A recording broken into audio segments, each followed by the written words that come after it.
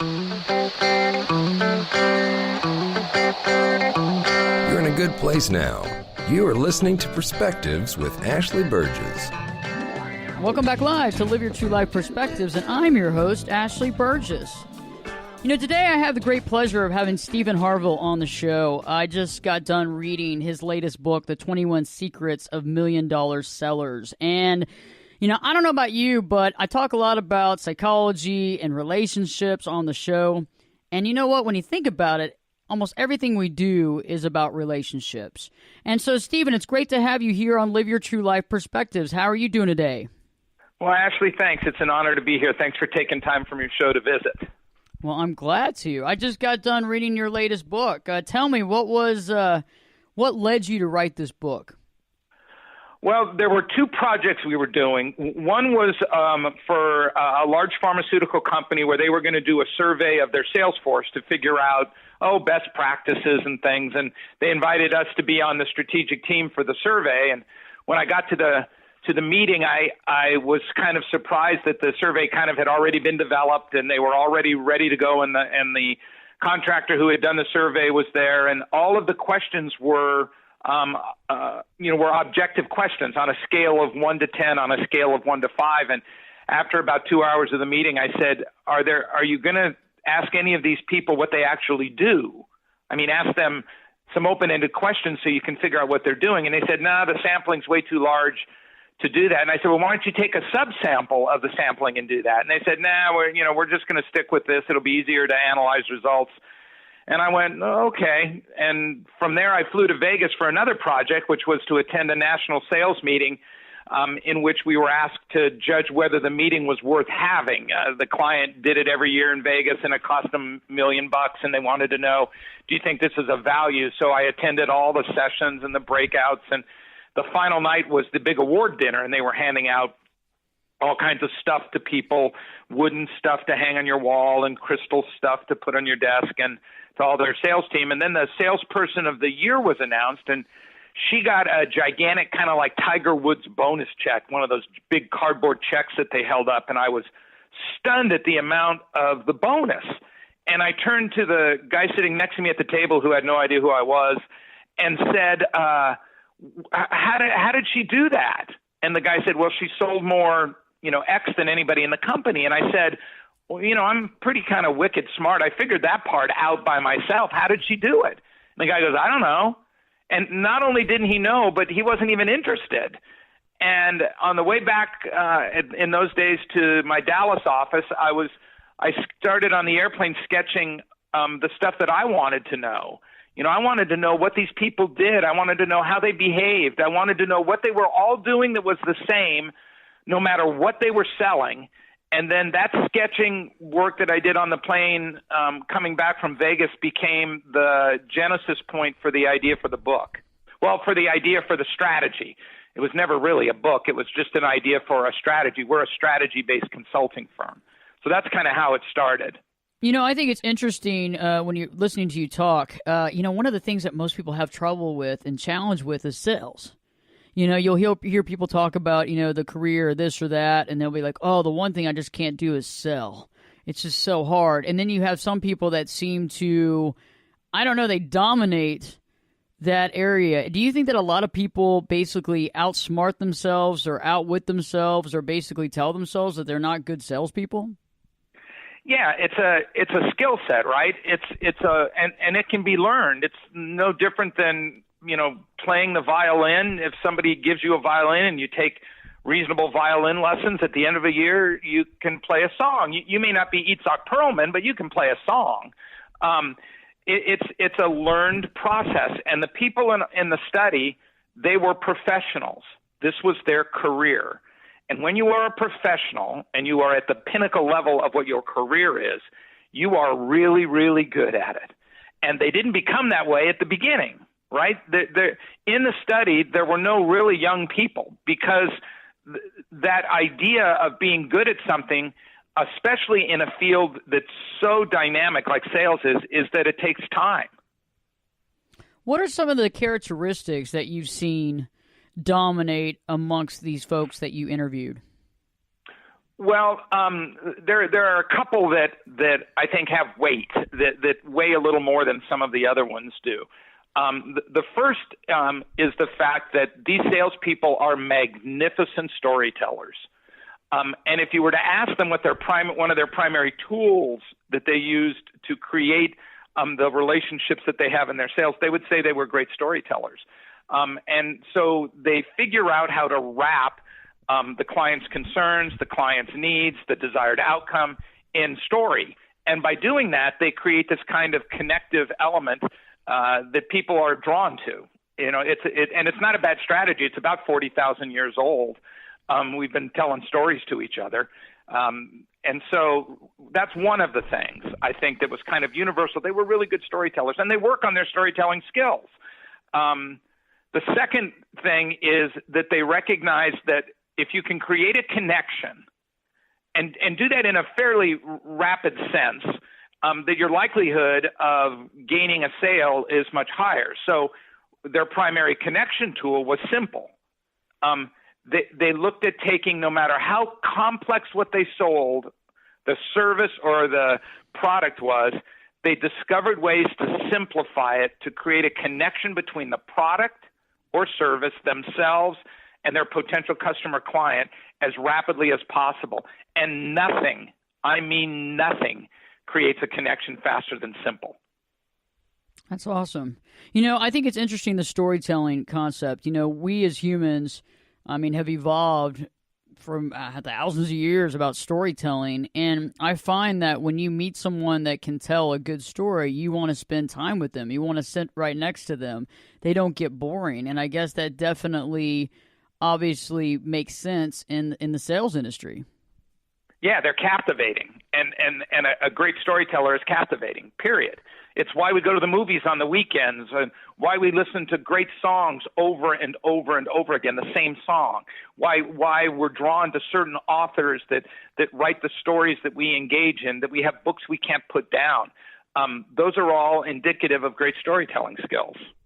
How much of this sales ability comes from being able to sell yourself?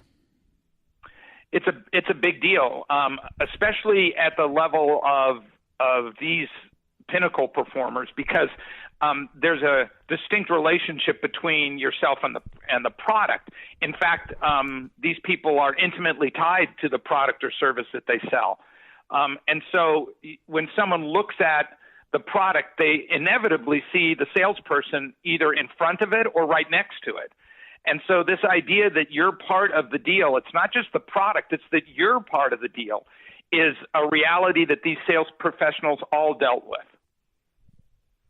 That's interesting. You know, I believe that too. I think a lot of times when people feel that they're not great at sales or the ability to sell themselves, I believe that it goes back to, a self-esteem issue or a feeling of not being good enough. Well, and you're probably right. But the other thing is, think of it as a skill set, right?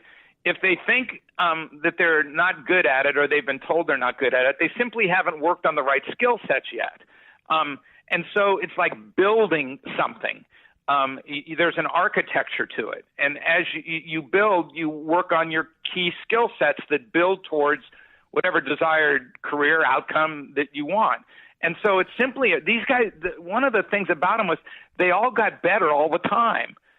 So they were involved in workshops. They read consistently. They watched videos. They attended conferences. They did the things that made them better all the time. That not one of them, we interviewed 175 of these people, not one of them rested on their laurels, not one. And I think that is very interesting when you think about it in general. I think that a lot of people, though, listening to the show might say, well, how do you develop those skill sets? What are some of the things you can do to kind of begin to, I guess, maximize your ability in sales? Well, one of the things, and they're kind of the chapters are outlined that way in the book. So, for instance, one of the chapters is the acronym WAIT, which stands for Why Am I Talking? And that's the fact that these great producers were outstanding listeners. And so building listening skills, which transfer to anything you do in life, right, is simply a skill set. You can become a better listener. You can learn to not fill it's interesting, right? Because most salespeople, you think, fill gaps of silence with more pitch, right? They want to pitch their product more. There's a gap of silence. I'm jumping in there to sell more. Whereas the great sales producers allow that gap of silence. They allow the client to fill that. And by doing that, they discover more of what the client wants, what the client needs, how they can do that. And so they become better listeners. And you can become a better listener, right? You can stop talking. You can practice. You can listen and wait for an opening and not jump in and fill it. That idea, and I think this is really indicative of almost all of the platforms in our company, is that these things can be learned. They are learned skill sets. It's not, now some people, have an innate skill set, right? They're just good at it to begin with.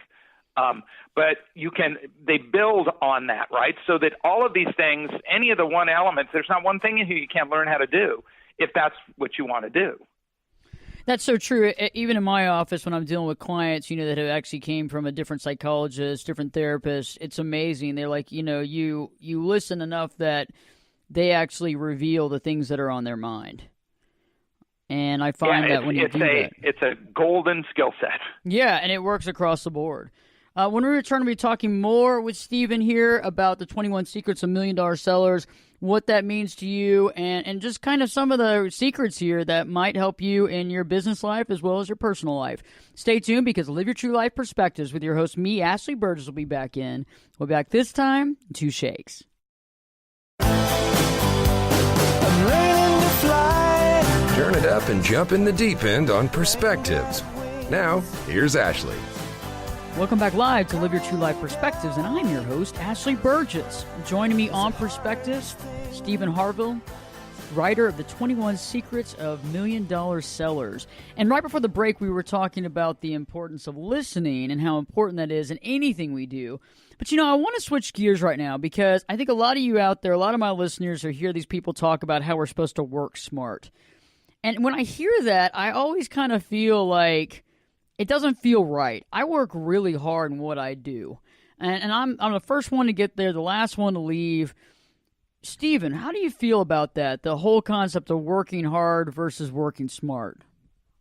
Well, I don't know that they're necessarily counterintuitive to one another. Most people, and I'll tell you, there are people that have innate talent, right, that are born with certain talents.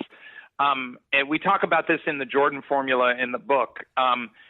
Michael Jordan was born with an innate level of talent. He was quick. He had phenomenal jumping ability, but he was also the first guy to practice and the last one to leave. His work ethic propelled him with his innate talents to the top of what he did, and arguably the greatest basketball player in history. And so I think that there's this idea that work smart means work less. I am not necessarily sure that that's right. I don't think your life has to be obsessed by work, but I think you've got to put your nose in. There's a great saying that goes, you can't cheat the grind. And to be really good at something, there's a certain amount of grinding in it. Great guitar players play scales all the time, right? They play the pentatonic scale. They play whatever scale they're working on. That's the grind of being a good guitar player. And so I think being really good requires really hard work. There's not necessarily a separation between dumb work and smart work.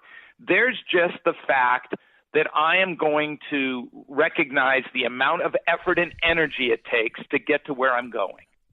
I have a friend of mine that's a guitarist, and he's in a band, and I remember talking to him one time, and he was saying, Ashley, people see you up on stage, and they see you playing this big gig, and they see you having all this fame, and he said, you know how many hours that took me to get to where I'm at? Yeah, I just finished an article called The Magic Back Door, and it's about how all of this unbelievable work occurs behind this kind of magical door, and we only see what's on the side of the door that we're supposed to. For instance, you sit on an airplane, it's getting ready to take off, right? It's a miracle of modern engineering that plane gets off the ground, right? It follows 350-year-old rules that Sir Isaac Newton did in the law of motion. It's got lift and drag and all of those elements behind it. But if you look at the plane, there's people napping already before it takes off, right? the magic that they see is not on the hard side work of the door. It's on the other side. Turn your faucet on, water comes out. I get it. You live in Minneapolis or St. Paul, your water comes from the Mississippi River. You live in New Jersey, there's 9,000 miles of pipe that goes through sediment pools and filtering just to make the miracle of turning that faucet on and having water come out. That's all on the back side. And a lot of people who you see that have phenomenal skill sets, they're on the front side of that magic door. Everything that happened behind it was a staggering amount of work. I totally get it. It's funny, when I talk to people about what I do, if they saw behind the scenes, if they pull the curtain back, they'd be like, whoa, what's going on here? Because it does take a lot of time and work and stuff that maybe a lot of people might not want to actually see. But I think that goes into anything. Yeah, if you're good, you work at it, period. I don't care. It's not dumb work. It's work that you've maybe learned through experience, but you're working at it. This idea of sometimes that if you just show up, it's okay, I think is crazy. I've never known anybody that's been successful in anything who thought that just showing up was going to cut it. I've run into some folks recently, who are in sales, and their issue is always there's too many people in the industry. It's just there's too much going on. There's too much competition. How do you respond to that? I would say I don't think that's anything that happened when you went to bed last night and woke up this morning. Most fields in which you can make money are competitive. Anything from medicine to technology is competitive. That doesn't mean that it's not worthy of being done, of jumping into the fray, of working hard, of competing against someone else. It's just the nature of capitalism, right? The nature of capitalism is that it's competitive. And I don't think that issue would ever enter into the mind of driving any of the people in the interview book away from what they're doing. They just compete. And sometimes they win and sometimes they lose. There's a section in the book about, how you have to embrace the dark side, about how people in sales spend most of their time in no, right? There's 1,000 no's to one yes. That idea is that you're in a highly competitive thing where someone's going to buy a competitor's product every once in a while. That's just the nature of the beast. That's interesting. You're right. There's a lot of no's. How do you deal with somebody that's dealing with sales, that's working really hard, that's kind of new to the structure, that it's hard for them to accept no? Do you have any guidance for them? I'll tell you the story, one of my favorite stories in the book. I was interviewing a salesperson, went into their office, and on one of the walls was this gigantic corkboard. I mean, it took up the entire wall. And on it were multicolored 3x5 cards everywhere. And I looked over at him and I go, "What's that?" And he goes, "Oh, that's the wall." And I said, "Well, that's not enough explanation for me." What do you mean it's the wall? He said, "Come here." And we walked over and leaned against his desk, and he said, "That's every objection, every no, every I'm not interested in doing business with you and why that I've received in my career almost. And every time I get a new one, I put it up there." And he said, "And what I do is I look at that wall before I go make any sales call, because it reminds me of what other people have said no to me. That's my no wall." And he had taken these no's, this disappointment, this getting knocked down, turned it into a monument in his office, and he used it to learn every single time he went out. And during our interview, a guy popped his head in the door and said, "Hey, can I look at the wall?" And he said, "No, I'm in the middle of something right now, but as soon as I'm done, you can come in." And I turned to him and I said, "Do other salespeople in the office come in?" He said, "All the time." So, I mean, that's how you embrace the fact that stuff that no's happen. You take a look at it and you say, what can I do differently next time? And that attitude is pervasive among great sales producers. What was the average age of the person that you interviewed on this book? Oh, that's a great question. I would say they were in we only had one filter for the entire study, right? You had to be $1 million producer. I didn't care about gender or age or ethnicity. I just wanted them. And when you have a single filter like that, you get the demographics you're looking for. They just kind of naturally fall in. And I would say that they were probably in their late 40s, in the 40 to 50s, I guess. Sometimes it's hard for me to tell because I didn't really care how old they were. Okay, well, I like that answer. Yeah, I mean, I don't want to define people by their age, but it's always interesting, when people pay their dues and how long it took them to get there is always you don't see you seldom find you're talking about a guitar. You seldom find like the 16-year-old guitar god, right? The Johnny Langs or somebody that at a very early age is just so gifted and they've worked so hard in their bedroom at home that they're this like overnight. They would call them an overnight sensation when really they've probably been playing since they were 8 years old, right? And these people all they're seasoned professionals, I would say. So, I always think it's interesting in sales, too, and I think anything you really think about, a lot of people have a tendency of conforming to the person that they want to make the sale with. And I guess what I'm trying to say is that if that person likes to email, they conform to the email when they might be better in person, setting up a meeting and actually pushing it out there. Because I think we're really losing sight of how important personal connections are right now in this day and age. Well, these people it was hard for me to get interviews with any of these people because they were never in the office. They were out all the time. They were in face-to-face meetings. That's a critical part of relationship sales in particular. But I would tell you that also if you asked them, tell me what's the best way to communicate with you? Right? They would ask that question early on. And if the person said, I'd like to talk to you in person, I'm best on the phone, I'm great on email, text me to set up things, they would have already known that about that person. At the very beginning, they would have defined that. But it would not have stopped them from heavy commitment to face-to-face meetings. These people were out. In fact, many of my interviews took place while I was riding with the sales professional. They were on their calls. They'd dump me at a Starbucks and say, I'll be back in a minute. That's really cool. How long did it take you to write okay. How long did it take you to write this book? The interviews took over a year. Wow. The pattern recognition took almost 8 months probably. And then I created the platform, which was originally called Repeatable Successful Acts. And that became our sales strategy platform that we work with sales forces all over the planet with. It was I never thought of it as a book. And so the book itself took about a year to write because, I just never thought of it as a book until we were approached by it. Well, I'm looking forward to knowing more about the platform. We were trying to be talking with Stephen about the platform, about simplicity, leadership, and sales. So stay tuned because Live Your True Life Perspectives with your host, me, Ashley Burgess, will be back in. I'll be back this time in 2 shakes.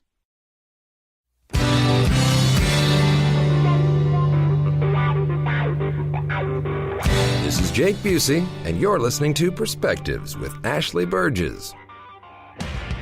Welcome back live to Live Your True Life Perspectives, and I'm your host, Ashley Burgess. Joining me on air today is Stephen Harvill, author and creator of a platform, but also the book 21 Secrets of $1 Million Sellers. On the break, Stephen and I were talking. So, Stephen, tell me more about the platform because this book came out of this platform concept about what you teach these corporations. Tell me more about that. Right. So our company is a strategy-based company. We have 7 idea platforms around different strategies that companies engage us to have access to our ideas. This was our sales strategy. So I had done the study, I had done the pattern recognition, I'd created what was called repeatable successful acts. So the RSA platform became our sales strategy, and we delivered it 3 different ways. We would present the idea on stage, we would teach the idea in classroom workshop settings, and we would then help install the idea in companies' existing sales processes. So those were the 3 steps of any of our platforms we did. And the RSA platform was probably the most successful strategy we'd ever created in the 32 years of my company. Wow. So y'all really focus. Well, the first thing is simplicity, right? And I think anything worth doing in life, when you do it simple, it looks perfect. But I think a lot of times we overthink things. Can you explain how you work simplicity into this platform? Well, simple is an underlying foundational point for everything my company's ever done. I'm a scientist by education. I learned early on in simplifying the way you look at elements that happened in nature. And so it was something I just decided to apply when I started the company a while back. And so we attack it from this standpoint that from what's called the law of abundance. The law of abundance is more is not better, and better is not best. So it's not about more, it's not about better, it's about driving best. And to drive best, you can't do a lot of things at once. When we do help with people for event planning or for what you would call time management elements, we would always tell somebody, always start with just one thing, the one critical thing, what we call the OCT, that we start every day with. We simplify down to that. But there's a law that governs simplicity. And so if you're looking to say, I'd really like to jump in and simplify something, here's one law to try to follow, and it's called the law of three. And that is, you are never allowed ever to have anything, any process, any system, any goal structure that exceeds three parts. And so if you're used to having 10 or 15 elements on your goal sheet, you would have you would struggle to figure out, how can I reduce down to just three? The brain handles three, not really well, but pretty well. Can't handle four. It handles 3, 2, and 1. So that if you think you're a great multitasker, you're really not. You're just a great, I'm lying to myself about what I'm doing. The brain doesn't like that.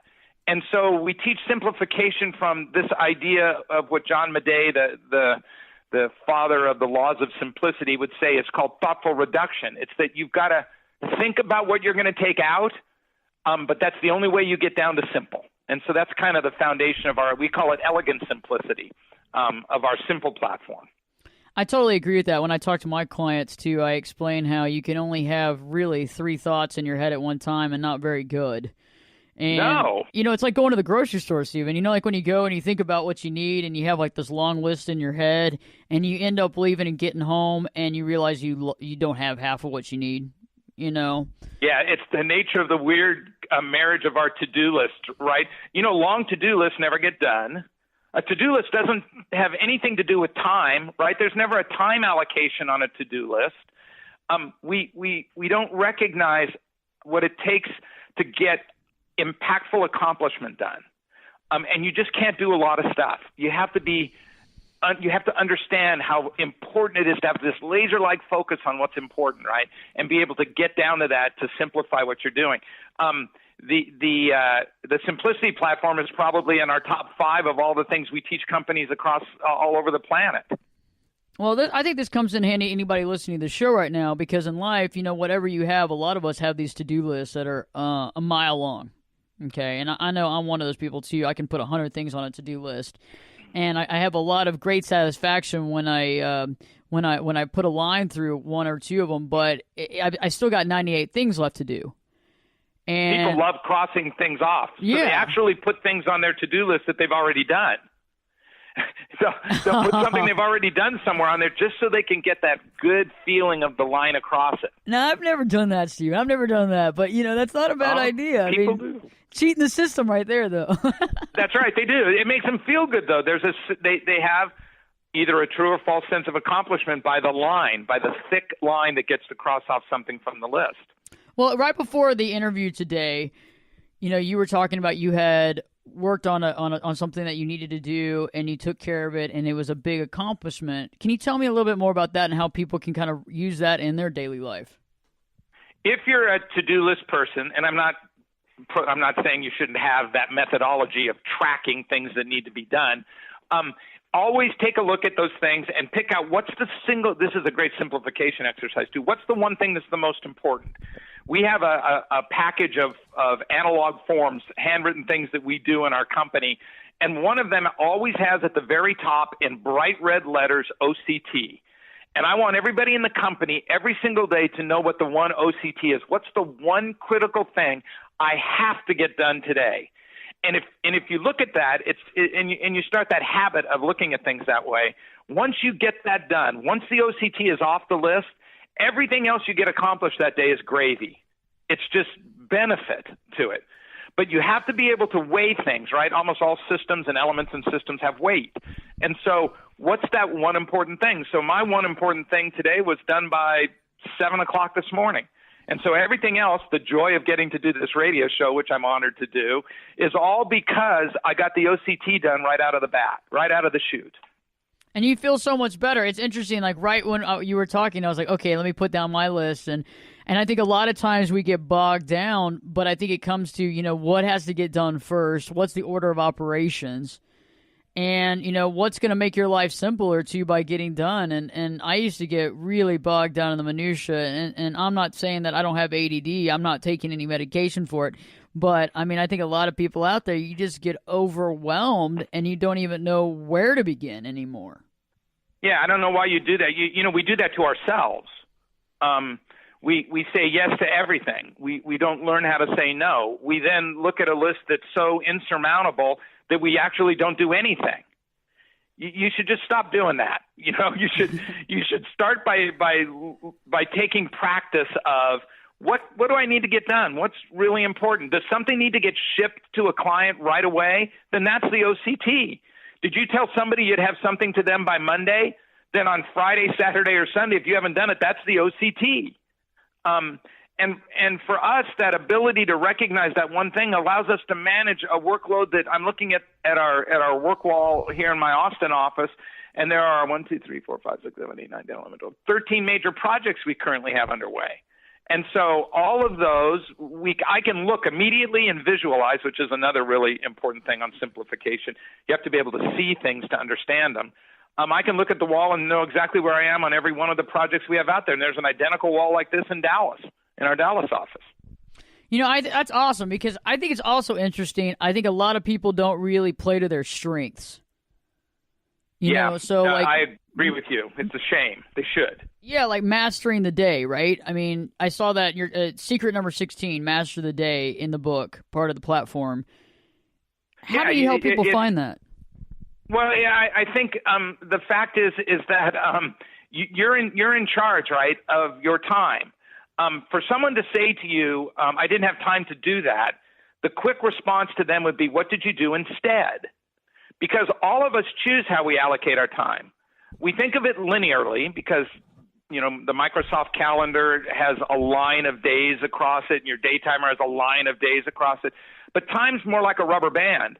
You can stretch it any way you want. You can choose to do what you want with your time. It is your choice. And so the idea of being a master of your day is that you choose the right things to fill your time.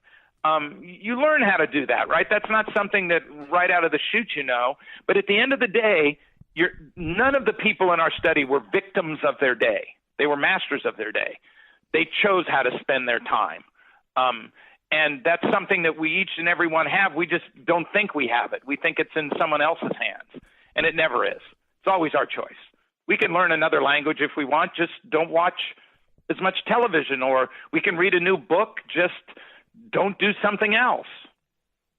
Well, I also think a lot of times we try to emulate other people and think that they have it all figured out. So if they get up at 5 a.m. in the morning, we should be up at 5 a.m. If they do their best work at 6 a.m., we should do ours at 6 a.m. when that might not be the way our body really works. Oh, it's horrible. Yeah, your body has an energy pattern, right? If you ask a large group of people to raise their hands and you say, who are morning people, who are night people, if they raise their hand, that means they know their energy pattern, right? A night person is better at night. And morning person is better in the morning. Everybody has different energy patterns. The successful ones know what theirs are, and they play to the strength of that pattern. They do their OCT when they're at their best. Let me ask you a question. Now, this is kind of a relationship question. When you're dealing with a client or you're dealing with people in general and you're talking with them and they're married and they've had to come together in a home, in a family, and they've had to make changes and augment their top golden time. So maybe one person's golden time is 3 a.m. in the morning, while the other person has to go to bed at 9, so that 3 a.m. in the morning person isn't able to be at their top ability at 3 a.m. How do you deal with something like that? Well, you're probably asking the wrong person. I've been blessed. I've been married almost 40 years, and the love of my life is also a morning person, and so I'm a morning person. So I've been very lucky along those lines. I would imagine that you do it just like anything else. You reach some kind of a consensus around how things work in your lives, and you manage around that, right? As you're a relationship expert, I'm not really, but I would tell you that the success of our marriage is a lot of give and take. And I would imagine there's just give and take associated with that. I think you're right on that, but yeah, you got to figure that out because it's amazing how things change when you've been married for a while, and you're like, wait a second, I'm a night owl, but now you're trying to make me a morning person. Yeah, don't do that. Don't. Everybody's energy patterns are developed pretty early in their lives, and now you can break it, and you can start doing something else. You can start getting up at 5. I don't know how long it takes for your natural energy pattern to shift, but people do it, I imagine. I've done it in my life. I've had to shift, otherwise there would be no way. But I've done incremental shifts like 3 times throughout my life, and it's worked. But I don't think you can fully switch from being a night owl to an early morning person. I just don't think it connects. I think you have to do it for a long period of time, but I still think it's just like a natural rhythm, like your circadian rhythm's like, whoa, wait a second, what do we have? Yeah, you're right. On? I'm done in my office. I'm normally done being productive at 3 p.m. And I'm done physically by 9 p.m. unless I'm really pushing it. Okay. But I'm also up at 4. So, I have a different, that's how my time frame works. Oh yeah. If we were working together, you'd be like, "Okay, Ashley, I'll call you when you get up at 7." Yeah, and it wouldn't bother me at all, in the slightest. I'll be up till midnight, but you can call me at 7 a.m. and I'll be around. Hey, where can people get some more information? Be able to find out some more information about you, Stephen? Sure. Our website is creativeventures.com. You can go there and sign up for our monthly newsletter, in which we introduce one brand new idea and one brand new video every month to people with 3 steps to do. If you like the idea, here are 3 things to do to make the idea possible. You can access all of our platforms, our YouTube channel. You can get a link to the book through that. So pretty much everything happens on the website. We also answer all of our emails, so that if anybody has any questions and they want to send something to Steve at Creative Ventures, I answer all of my emails. So I'd be happy to visit with them about anything, any questions that they had. And if they want a signed version of the book, just send me a note and I'll do a book plate for them and put it in the mail for them. I love that. I love this book, too. This is awesome. And I look forward to having you back on the show, Steve, if you come back on. Oh, I'd be honored to be back on. I can't begin to tell you how much fun it's been and what a pleasure it's been to visit with you, Ashley. Thank you, and thank you for the kind words on the book. Hey, thank you, Steve, and I look forward to talking with you more. Thanks much. Bye-bye. When I return, I'm going to be talking about some things you can do in your life right now to really adapt this skill set into your personal life, into your professional life, and everything you do. Stay tuned, because Live Your True Life Perspectives with me, your host, Ashley Burgess, will be back in. I'll be back this time in 2 shakes. You could be my luck.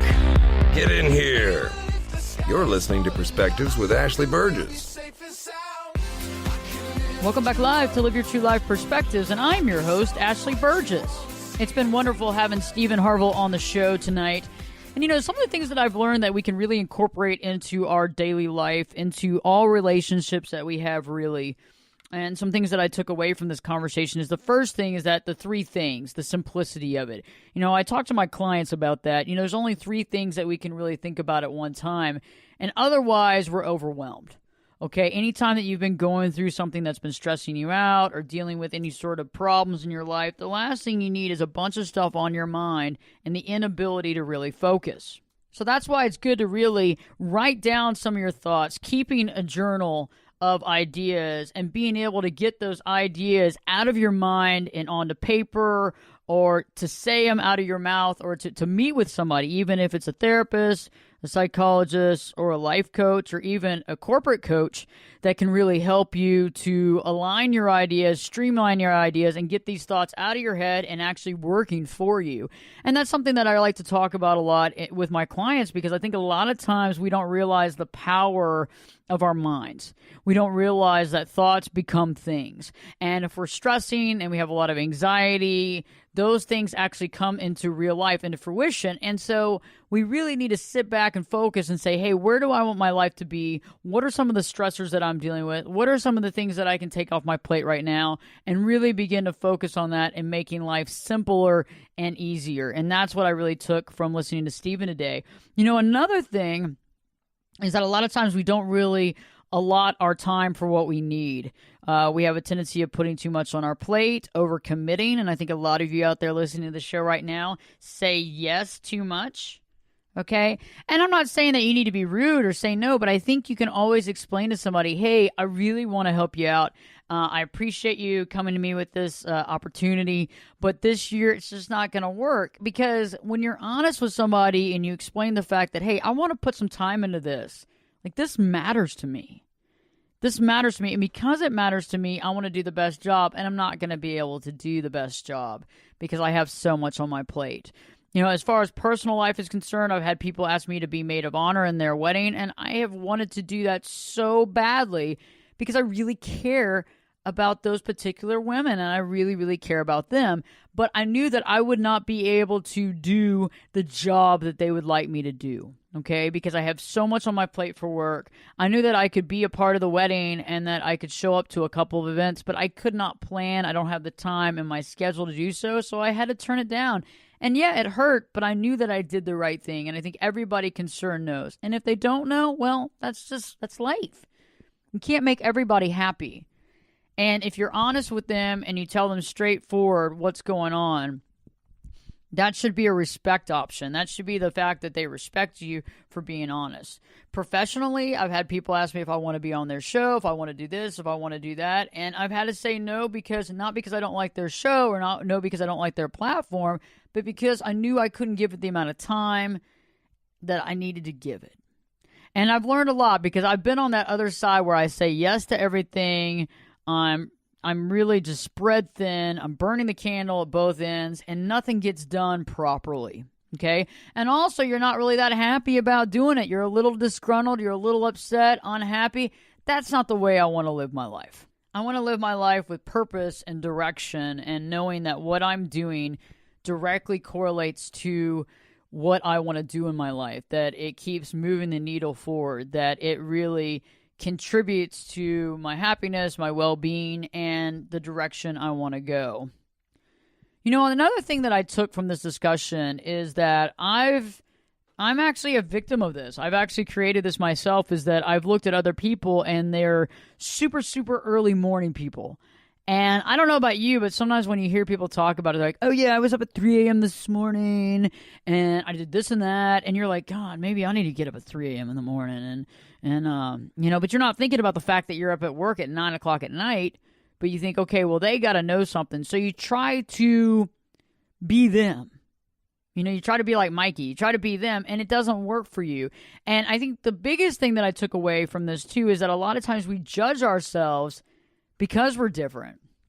We judge ourselves because the time that's good for us is different from other people, but we feel like we need to get in where we fit in. We feel like we need to take that on, when in reality, we really need to step back in our lives right now and ask ourselves, hey, what can I do to better my time management? But what is it about me that's unique and different? Some of you are big time, early morning, early bird gets the worm, and some of you are not. And that's okay. And I think we need to play to our strengths. I think to some degree, though, moving that time a little bit is good. And I've done it before. Before I got married, when I first met Greg, our schedules were very different.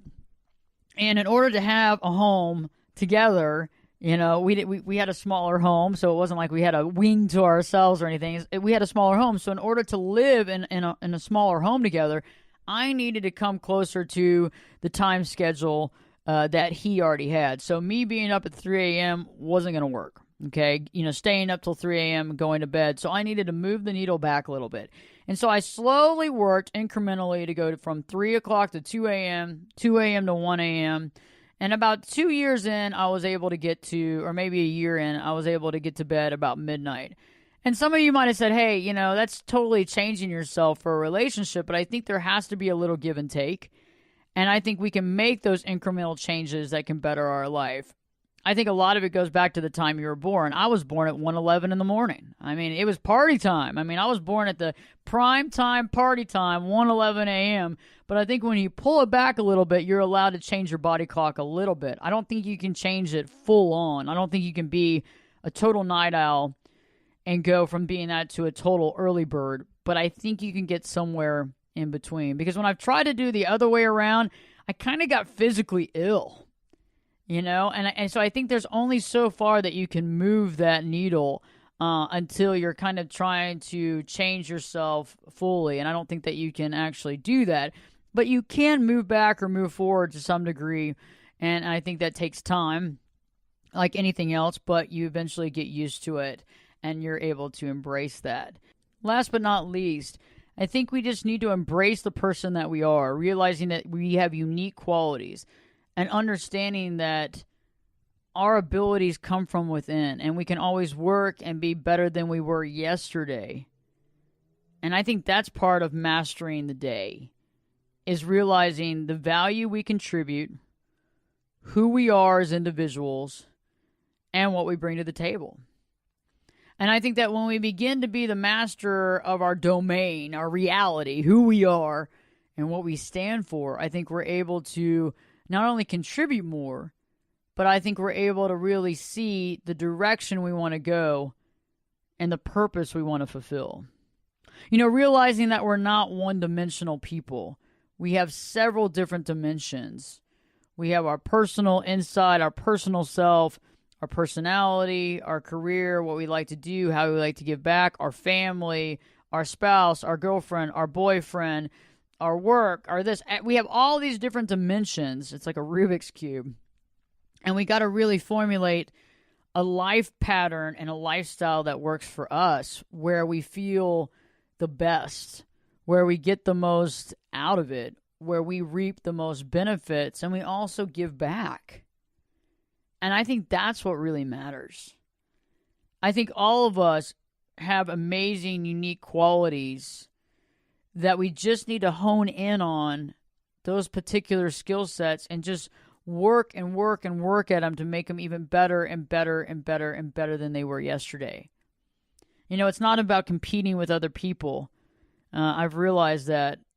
And I think a lot of times we get lost in that shuffle thinking we have to be better than that person, or we, are competitive in nature. And that can be helpful sometimes. But I really think that we need to go within so we don't go without. And I think that when we realize our capability and we understand how to hone in on our craft and how to really make the best use of our time on this planet, we begin to be even more consciously aware individuals. And I think that we're also in charge of our life. And I learned a lot from this interview with Steve Harvill. I think that a lot of the stuff that he talks about is right on. And it applies to sales, it applies to big corporations, and it applies to our lives as well. It's up to us to make the most of our lives, to live truly to our lives, and to be the best we can be.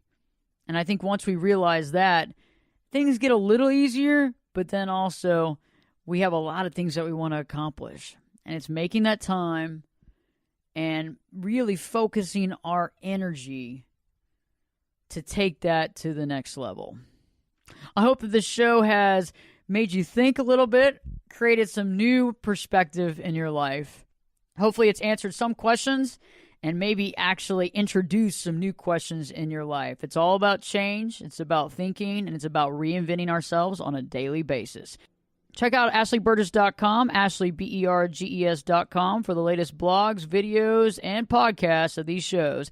If you'd like this show to air on your radio station that you listen to, please go to the website, click on the contact page, and send me a message, and we'll work to make that happen. I believe in you. I believe in your value. And I hope that you continue to live your true life. Live Your True Life Perspectives with me, your host, Ashley Burgess. I'll be back this time in 3 shakes.